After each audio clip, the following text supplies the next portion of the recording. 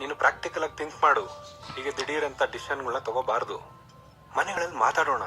ಅಪ್ಪ ಅಮ್ಮಂಗೆ ನಮ್ಗಳ ಬಗ್ಗೆ ಅವ್ರದೇ ಆದ ಕನಸುಗಳಿರ್ತವೆ. ಅದನ್ನ ಅವ್ರಿಗೆ ನೋವಾಗದೇ ಇರೋ ಹಾಗೆ ಅರ್ಥ ಮಾಡಿಸೋಣ. ಇದಕ್ಕೆಲ್ಲ ಟೈಮ್ ಬೇಕಾಗುತ್ತೆ. ನೀನು ನಮ್ಮ ಅಣ್ಣನಾಗೆ ಹರಿಕತೆ ಶುರು ಮಾಡಿದ್ಯಾ? ನನ್ನ ಪ್ರೀತಿಸೋಕ್ ಮುಂಚೆನೆ ಯೋಚನೆ ಮಾಡ್ಬೇಕಾಗಿತ್ತು. ಪ್ರೀತಿ ಅನ್ನೋದು ಒಂದ್ ದಿನದಲ್ಲಿ ಸ್ಟೇಜ್ ಮೇಲೆ ನಡೆಯೋ ನಾಟಕ ಅಲ್ಲ, ಗೊತ್ತಾ? ನಾನೆಲ್ಲ ಡಿಸೈಡ್ ಮಾಡ್ಕೊಂಡೆ ನಿನ್ನ ಲವ್ ಮಾಡಿದ್ದು. ಕಾಲೇಜ್ ಮುಗಿಯೋ ಅಷ್ಟರಲ್ಲಿ ನಾವಿಬ್ರು ಮದ್ವೆ ಆಗ್ಬೇಕಷ್ಟೇ. ಓಕೆ, ಫಸ್ಟ್ ನಿಮ್ಮನೇಲಿ ಒಪ್ಸು.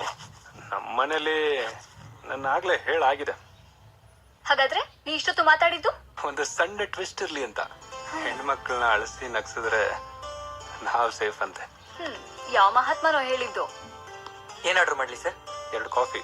ಸರಿ ಸರ್. 2/3 ಮಾಡ್ರಿ.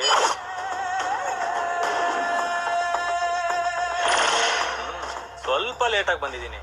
ಏಯ್, ನಿನ್ಯಾರ ಕರೆದಿದ್ದು? ಯಾಕ್ರಿ ನನ್ ಕಡೆ ನೋಡ್ತೀರಾ?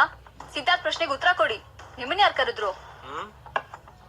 ಇದು ಹೋಟೆಲ್, ನಾವೆಲ್ಲ ಫ್ರೆಂಡ್ಸು. ಇದಕ್ಕೆ ಯಾರು ಯಾಕೆ ಕರಿಬೇಕು? ನನ್ ಜೊತೆ ಬೈಟು ಮಾಡ್ಕೊಳ್ಳಿ, ಎಲ್ಲಾ ವಿಷಯಗಳಲ್ಲೂ ಆನಂದವಾಗಿರುತ್ತೆ. You rascal! ನೀರಜ, ಏನೋ ನಿನ್ ಜೊತೆ ಬೈಟು ಮಾಡ್ಕೋಬೇಕಾ? ನಾಚಿಕೆ ಆಗಲ್ಲ ನಿನ್ಗೆ? ಏಯ್ ನೀರಜ, ನನ್ನನ್ನು ಎದುರಾಕೊಂಡ್ರೆ ಅಷ್ಟೇ ಚಪ್ಪಲಿ ತೋರಿಸ್ತೀಯಾ?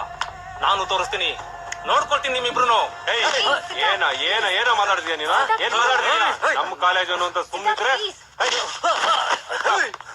ಇಲ್ಲೇನ್ ಜಗಳ ಮಾಡ್ತೀರಾ? ಹೋಟೆಲ್ ಇದು, ಆಚೆ ಹೋಗಿ ಜಗಳ ಮಾಡಿ. ನೋಡ್ಕೊಳ್ತೀನಿ ನೋಡಿ ನಿಮ್ಮನ್ನ, ನೋಡ್ಕೊಳ್ತೀನಿ. ಏಯ್, ಬಿಡೋದಿಲ್ವೇ ನಿನ್ನ?